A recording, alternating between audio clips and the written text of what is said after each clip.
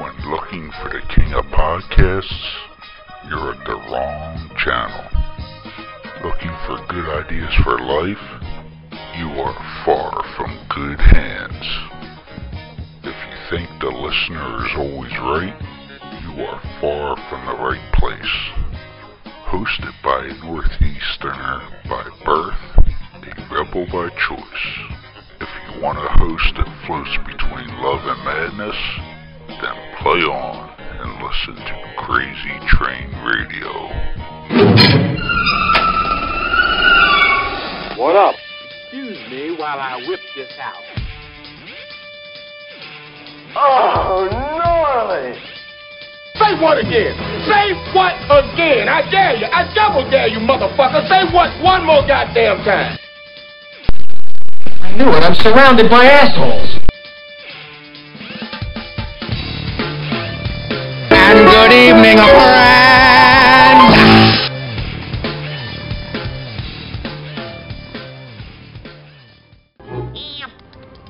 What's up, Doc? I'll tell you what's up. Based out of Atlantic City, New Jersey, Geek Time Entertainment runs exclusively along with different events in the area to strategize with their partners who will benefit with increased exposure and patron traffic. Oh, gnarly! Geek Time Entertainment will work with your event in increasing the event's traffic via social media, radio, and storefront advertisements. Holy cow! Also, they will help increase business for your company and event with different sales incentives. Duh.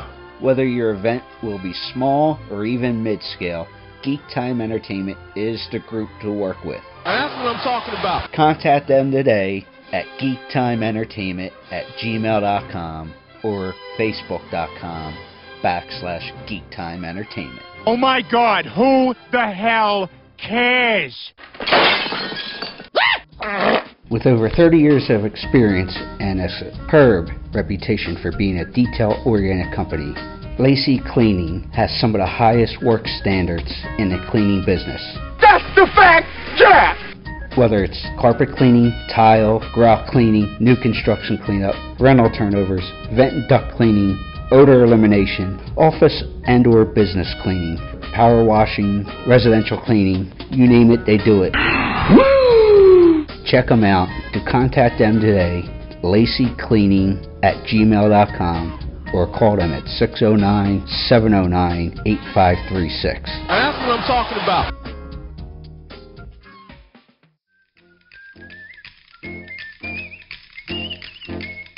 Hi, I'm Pat Williams of the Orlando Magic.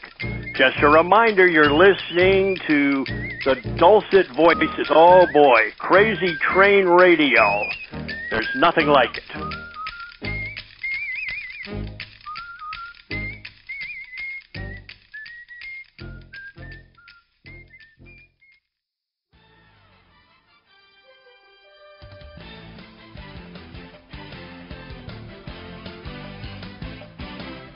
So, folks, as advertised, a couple days late due to my health issues and whatnot, but we all good now.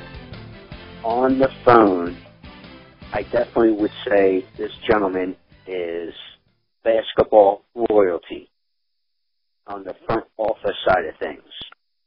He's got just about 50 years in the game of basketball, but he has a background in baseball as well. He is the pride of Wilmington, Delaware, as he graduated from Tower High School. Mr. Pat Williams. Pat, how are you? I'm doing well. How are you, sir? Another day, can't complain, nobody listens anyway. But if folks aren't familiar with it, yes, we said he's the pride of Wilmington and all, but he is the senior vice president, and he is one of the guys who helped bring the Orlando Magic to Orlando. So, even at this point, this far into being involved with basketball, you're still keeping pretty busy, aren't you? Oh, I've got plenty on my platter, that's for sure, between my involvement with the Orlando Magic and my speaking career Yes. The books that I write, and yes. everything else that goes with it. Yeah, I've got a full life. There's no question about it. Yeah, and obviously the book that was brought to my attention came out, I believe, in February. It was called The Success Intersection. But Pat has written somewhere around the number of 84, 85 books, correct? 107. We're up to Jonathan, 107. I've got a couple of books coming this winter, and that'll bring the total to 107.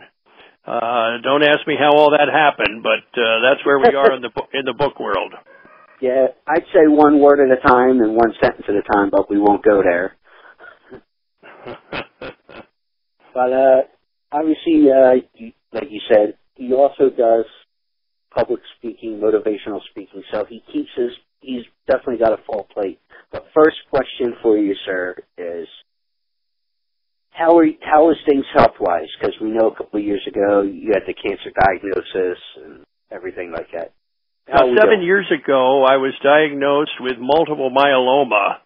I'd never heard of it, but it's a blood cancer, and fairly rare. But that's what I had, and they diagnosed it quickly. I've been in treatment ever since, and I'm doing well, thank you. The reports are all positive. The doctors are telling me that they don't see any signs of it. And I feel good. My energy level is good, and I'm able to keep my full schedule. So we've made a lot of progress in these 7 years, and I'm optimistic about our future as well. So thanks for asking, and I'm coming along really well. Thanks. Good. Now, I got to ask, because you said all the results are doing great and well and whatnot, and we know people, obviously, along the different beats of life who've dealt with cancer. Some win, some lose their battle and whatnot. But how often do you get checks, because you said it's a rare form of cancer that you had? Well, earlier I was getting checked several times a week, but now I see the doctor just every 3 months. And so that's 4 times a year that they check on me, which is good news. That means that they're not overly concerned, and each time I go in now every 3 months, the reports remain positive. So everything is checking out very, very well at this point in my life. And that's all we can ask for. Now, I want to start off, because probably, at least from an outsider looking in, and especially because you were born in Wilmington and grew up in the Philadelphia region, would you say the 83 championship was probably your most proud achievement as far as the basketball career? I would have to say that. That and the founding of the Orlando Magic as an expansion team, those would probably be the 2 highlights. We had worked so hard to bring that championship to Philadelphia. We started, really with the acquisition of Julius Erving in 1976. We got to the finals a good number of times, and we just could not get over the hump. And then finally, the 82-83 season was our magical year. Moses Malone, of course, had come, and the rest of that group was in their prime, and we had just a Cinderella season. It was an amazing year. And then the playoffs came, and we worked our way through them, and then beat the Lakers in the finals. It was a very special moment, and meant a lot then. I think it still means an awful lot now to the city of Philadelphia and surrounding regions. That 83 championship, has brought back a lot of memories and is a highlight for our time there in Philadelphia. Yeah, because you spent 14, 15 years as the GM in Philadelphia. For those who aren't familiar, I'm going to give it all info here again. Pat has also worked with Chicago for the Bulls, Atlanta Hawks, and as he stated, was one of the guys to help bring the Orlando Magic into town. But I'm curious to know, because you said of being a proud moment bringing the Magic to Orlando, how, and I don't think people realize it, but how extensive is this process in terms of when you want to bring an expansion team, especially to a smaller market, I would say, like Orlando?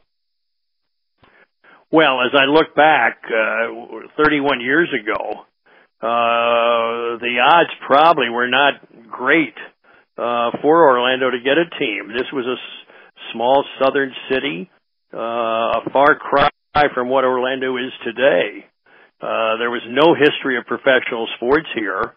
There was no arena to play in at the time when we started.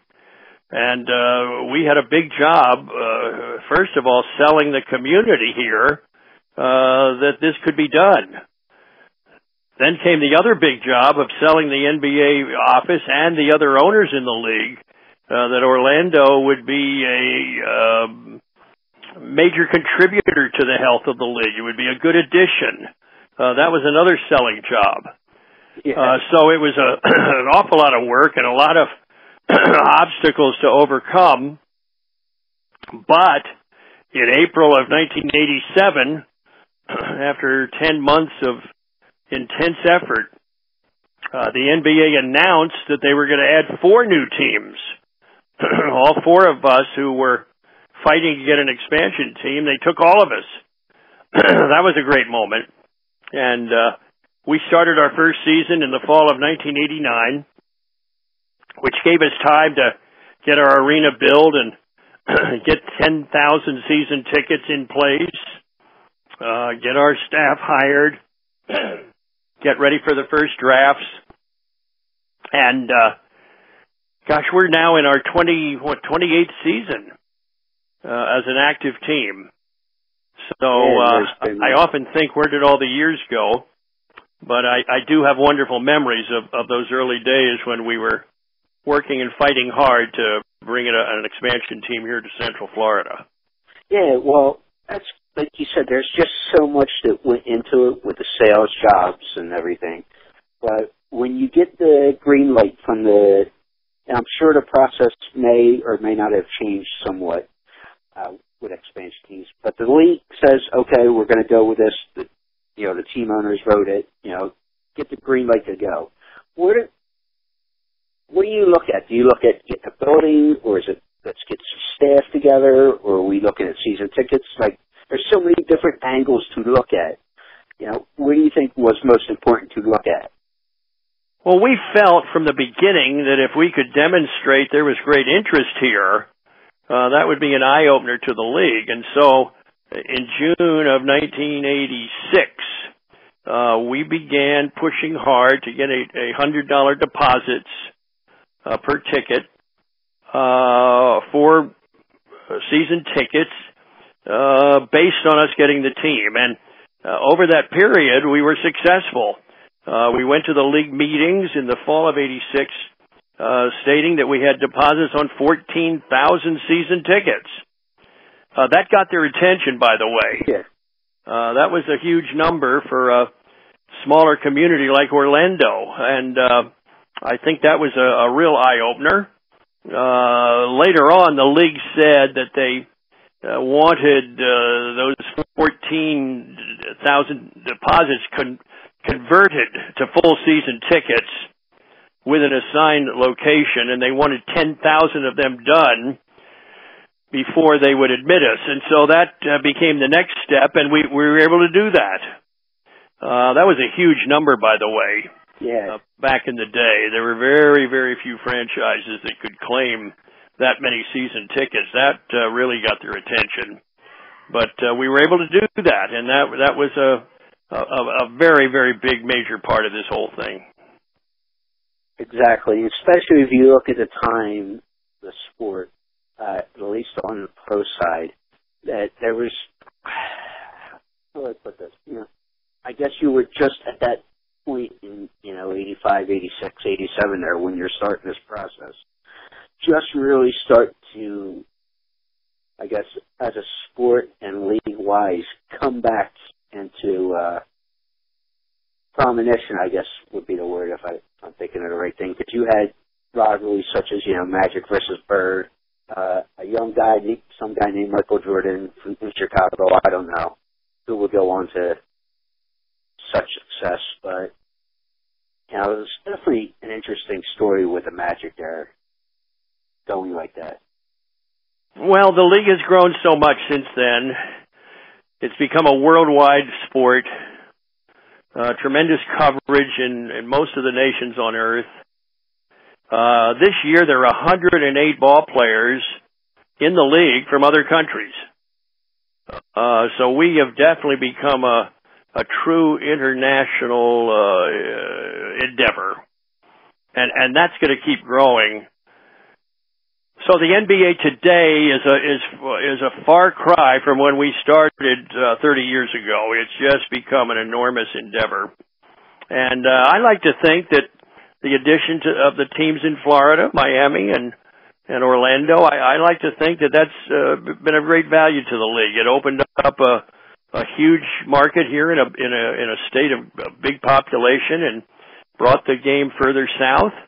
I think the two Florida franchises have brought a lot to the league. Yeah, so obviously with that description there, I guess you would state that the state of the league is all positive then, huh? Well, that's my feeling. Oh, sure, the league, all sports leagues have issues, but our league is very healthy right now. The teams are doing well. The value of franchises is just unbelievable. When you've got teams being sold for $2+ billion. We came into the league and the fee was $32.5 million. That was the cost to get in. Today, as I said, franchises, a couple of them have sold for $2 billion. Yeah. So the value of these teams is enormous, and that continues to grow. Yeah.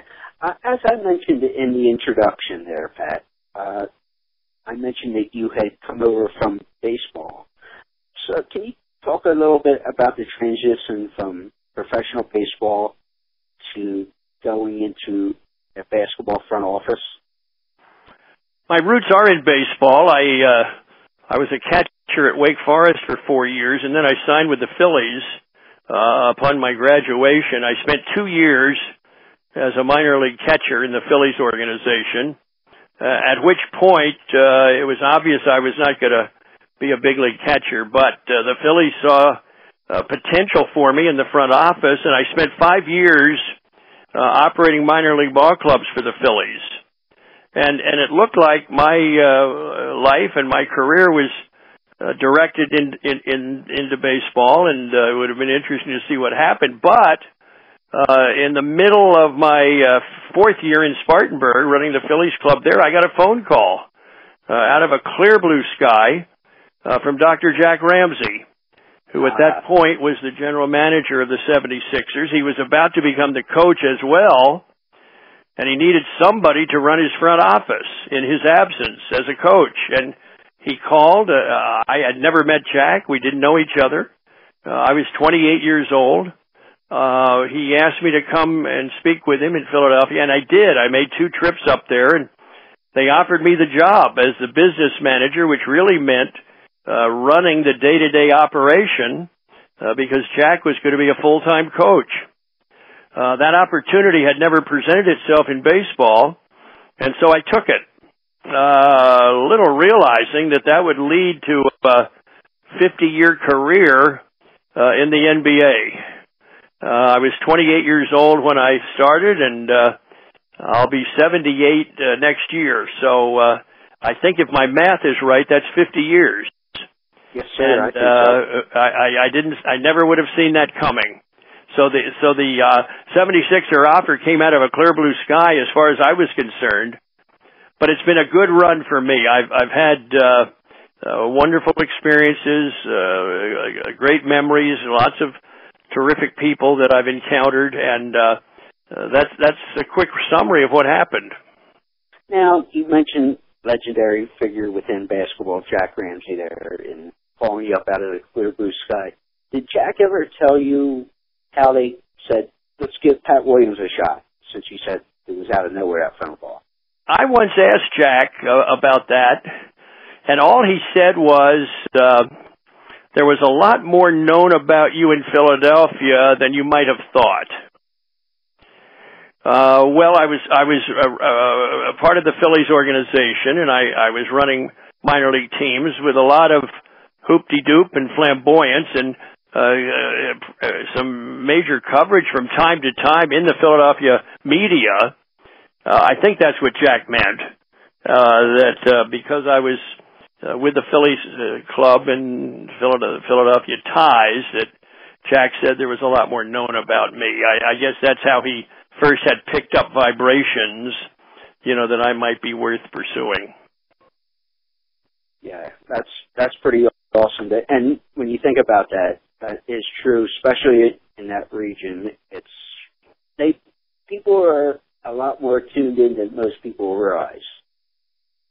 Besides, unfortunately, some of their reputation, which a lot of it's false, but the people I should say, the sports minds in Philadelphia are real tuned in with things. That's for sure. Well, that's for sure. And I remember a great sports writer by the name of Sandy Grady came to Spartanburg, where I was, and spent a day with me, and ended up writing a column, that ran in the Philadelphia paper, probably a day or two later. And there were some other instances when we got some press in Philadelphia as well. So I think that's what Jack Ramsey was referring to. Yeah, exactly. But since you've been going on the 50 years within the business side of the NBA and just in general, is there anything, or whether it be traditions or anything on the business side that has really fallen to the wayside? Oh, all I can tell you is that we have become such a huge business endeavor. For example, when I got to Philadelphia initially 50 years ago, we had, I think, about, probably 6 people, maybe 7 in our front office. Today, our Magic staff is about 250. I think that says a lot. About the size of these organizations now and what it takes to keep them all operating. When I first started, the league office in New York had, I think, 4 or 5 employees, including the commissioner. Today, they have about 2,000 people around the world. So I think that says something about the growth of the sport and the size of it and the magnitude of it. The impact that it's having, I think that says a lot. Well, for folks that don't realize, you are considered a Hall of Famer because you won back in 2012. You got the Lifetime Achievement Award, which is actually the John Benn Award at the Naismith Hall of Fame. What does something like that mean to you? I guess you, your kids, your ex-wife. There's got to be some sort of, I don't know how to describe that emotion. What's that like for you and family members? Well, I remember getting the phone call initially with that news, and boy, that was a shocker. I was not even aware, frankly, of what the John Benn Award was. It was named after a legendary basketball coach, and it went to somebody who had spent a lifetime and had made contributions to the sport. I was quite staggered, frankly.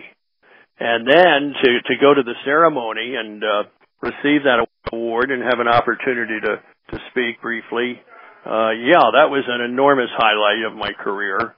And I still have that award that they gave me. I get to look at it. It's here in the house. I get to look at it, and it brings back a lot of wonderful memories. Well, my final question for you, Pat, is, in all your time in professional sports, mostly in basketball, you've dealt with so many great players, either playing for you, playing against you. You've seen a lot of basketball. You've seen guys like Charles Barkley help bring in the Philly, Moses, Dr. J, Shaq and Dwight down there in Orlando. You've seen Michael up close. Is there anybody that you can pinpoint that's probably one of the greatest to play the game? Well, that's a great question. Michael heads the list, obviously. I think LeBron James will end up very, very high on that list. You can't overlook Magic and Larry Bird and, so many of these great players that I've been privileged to get to know and see them in action. And then I've been very, very honored to have some great players that I've been part of it with their teams, from Chet Walker and Bob Love and Jerry Sloan in Chicago to the great Pete Maravich in Atlanta. Then you get to Philadelphia with Billy Cunningham and Julius Erving and Maurice Cheeks and Andrew Toney and Bobby Jones. And down here we ended up with Shaq and Penny Hardaway and Tracy McGrady and all Hall of Famers. So that's a great treat for me to think back to those wonderful guys. That you've been able to deal with so many great guys along the way. That is for sure. If folks want to check out Pat's books or find out about his motivational speaking and just everything about this gentleman, PatWilliams.com. You can also check him out, Pat Williams, on Facebook. They got a page there. Get all the links from the website. Pat, thank you for taking the time to talk to us. Good to talk to you as well, and I'm glad you mentioned that book that is my most recent. It's called The Success Intersection. I think people will enjoy that, and Amazon.com, always a wonderful way to order books. I use my Prime account. Thanks for calling. Good to chat with you.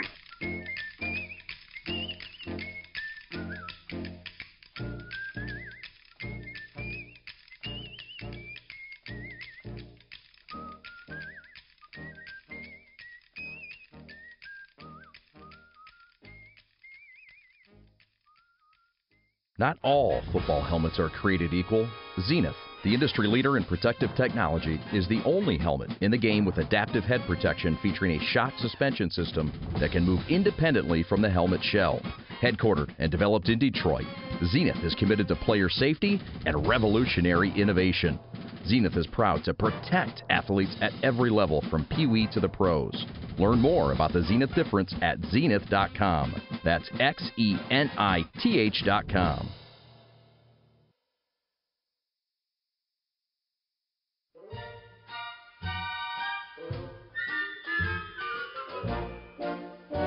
Hey out there in Radio Land, this is Amanda Verse, and you are listening to Crazy Train Radio. Love and marriage go together like a horse and carriage.